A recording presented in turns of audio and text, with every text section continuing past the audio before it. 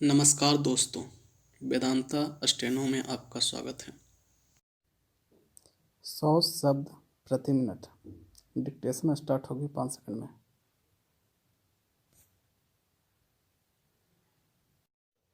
आम तौर पर संसद सत्र के पहले बुलाई जाने वाली सर्वदलीय बैठकों में बनी सहमति संसद की कार्यवाही के दौरान मुश्किल से ही नज़र आती है। फिर भी ऐसा होने की ही अपेक्षा की जाती है। यह वक्त बताएगा कि संसद के बजट सत्र में क्या होगा, लेकिन उचित यही है कि संसदीय कार्यवाही हंगामे का शिकार न बने।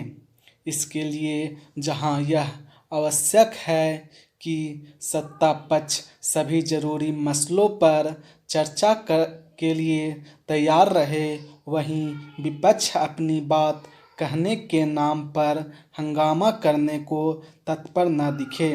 संसद के इस सत्र में किसान आंदोलन का मसला उठना स्वाभाविक है। यह उठना भी चाहिए, लेकिन इससे ज़्यादा ज़रूरी है इस मसले का समाधान।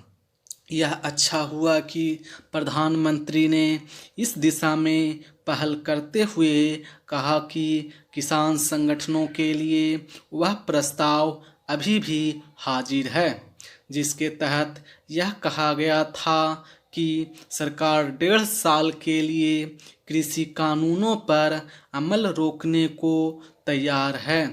प्रधानमंत्री ने यह भी कहा कि बातचीत फिर से शुरू करने के लिए किसान नेताओं और कृषि मंत्री को बस एक फ़ोन करना है। पता नहीं किसान नेता क्या करेंगे, लेकिन यदि वे सरकार को नीचा दिखाकर अपनी मांग मनवाना चाहेंगे तो फिर कुछ होने वाला नहीं है।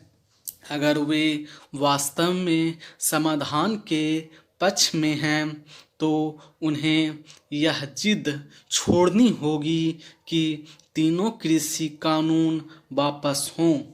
पैरा विपक्ष की यह मांग है कि कृषि कानूनों पर नए सिरे से बहस हो। इस पर सत्ता पक्ष की ओर से यह कहा गया है कि राष्ट्रपति के अभिभाषण संबंधी धन्यवाद प्रस्ताव पर बहस के दौरान इस मसले को उठाया जा सकता है। कृषि कानूनों पर बहस में कोई हर्ज नहीं, लेकिन यदि इस बहस के दौरान विपक्षी नेता किसान नेताओं की तरह कृषि कानूनों को खत्म करने की बात करते हैं तो फिर उसका कोई मतलब नहीं होगा।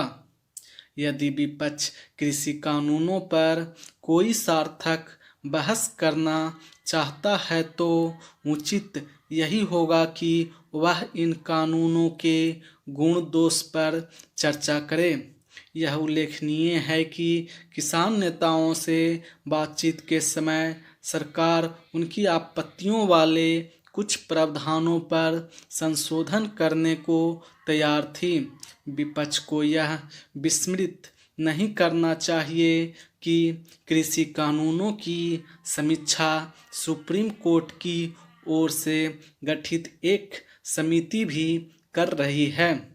इसी के साथ उसे यह भी याद रखना चाहिए कि विपक्ष के रचनात्मक सहयोग के बिना संसद की कार्यवाही सही तरह नहीं चल सकती।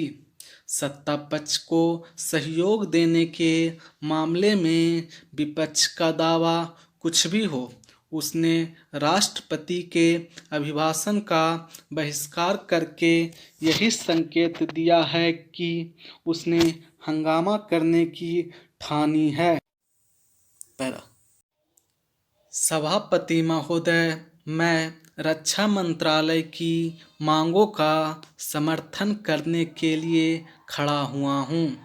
वर्तमान घटनाओं से पता चलता है कि संसार का हर देश अपनी सुरक्षा के बारे में चिंतित है और उसके लिए हर प्रयत्न कर रहा है। इस दृष्टि से अन्य देशों की तरह हमारे देश में भी रक्षा मंत्रालय का महत्व है। मुझे इस बात की खुशी है कि जहां अन्य मंत्रालयों की उनके पिछले साल के कामों के बारे में काफ़ी आलोचना हुई है, वहां इस मंत्रालय की कम आलोचना हुई है। इससे पता चलता है कि इस मंत्रालय ने पिछले साल अच्छा काम किया है।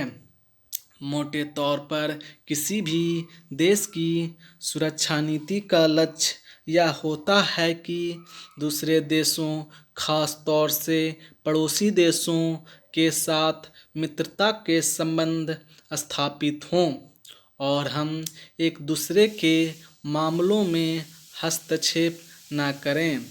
लेकिन उसके साथ यह भी ज़रूरी है कि हम अपने देश की सीमाओं और अखंडता की रक्षा करें। इसलिए हमारे देश का यह कर्तव्य हो जाता है कि हम अपने पड़ोसियों के कार्यों पर पूरी नज़र रखें, क्योंककि आज तक हमारे देश पर जो संकट आए वे हमारे पड़ोसियों से आए हैं। 1965 में पाकिस्तान के साथ जो लड़ाई हुई और उसके बाद ताशकंद में जो समझौता हुआ वह सिर्फ कागज़ पर ही रहा। पाकिस्तान ने उस पर कोई अमल नहीं किया।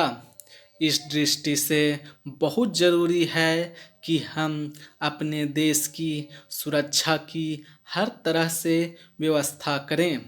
हमारा उद्देश्य दूसरों पर आक्रमण करना नहीं है, लेकिन यदि हम पर कोई आक्रमण करे तो हम में इतनी शक्ति अवश्य होनी चाहिए कि हम उसका डट कर सामना कर सकें।